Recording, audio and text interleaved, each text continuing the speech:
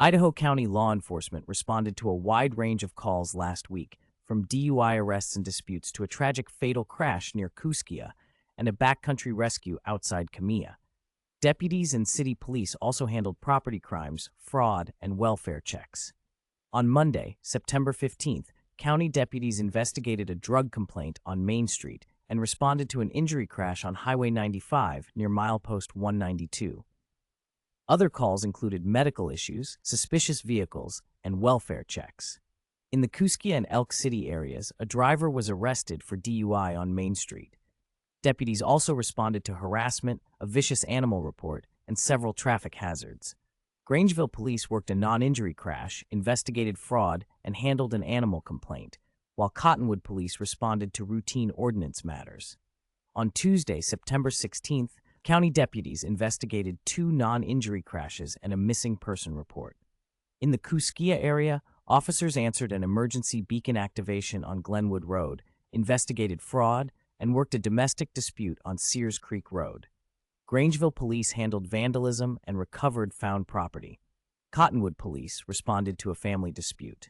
On Wednesday, September 17th, county deputies investigated a domestic dispute on Homestead Road and a non-injury accident on the Mount Idaho grade. In Kuskia, deputies handled a theft on Sweeney Hill Road, a citizen dispute, and a crash on Highway 12 near milepost 69.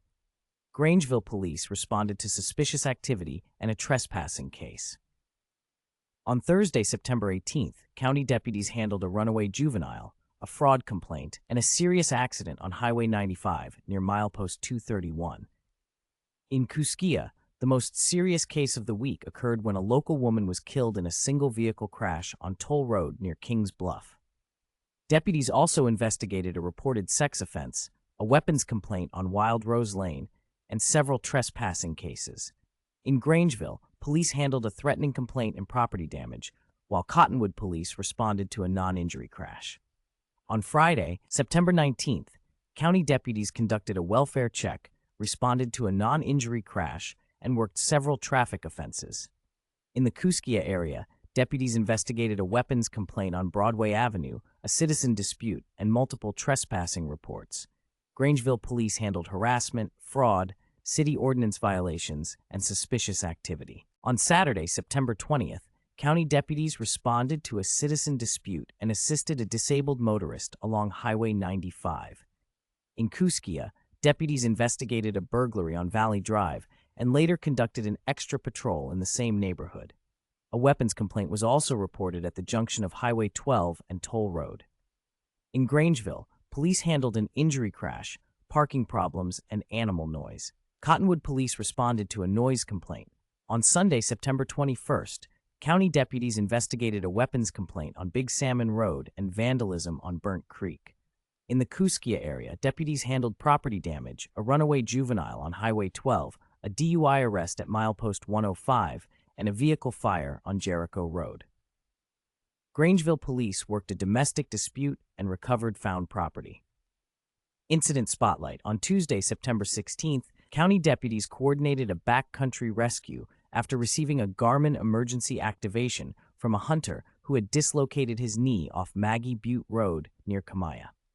Search crews located the man, transported him out of rugged terrain by side, and transferred him to ambulance personnel. Sheriff Doug Ulmer publicly thanked Camilla Ambulance for its role in the successful extraction and medical response. The most serious incident of the week happened on Thursday, September 18th, when 74-year-old Candy Knutson of Kuskia was killed in a single-vehicle crash on Toll Road near Kings Bluff. According to Idaho State Police, Knutson was traveling eastbound in a Buick Enclave when the vehicle left the roadway, struck a tree, and she succumbed to her injuries at the scene. She was the only occupant of the vehicle. Idaho County Coroner Cody Funke confirmed her identity, and state police continue their investigation. That is this week's Idaho County Law Enforcement Roundup.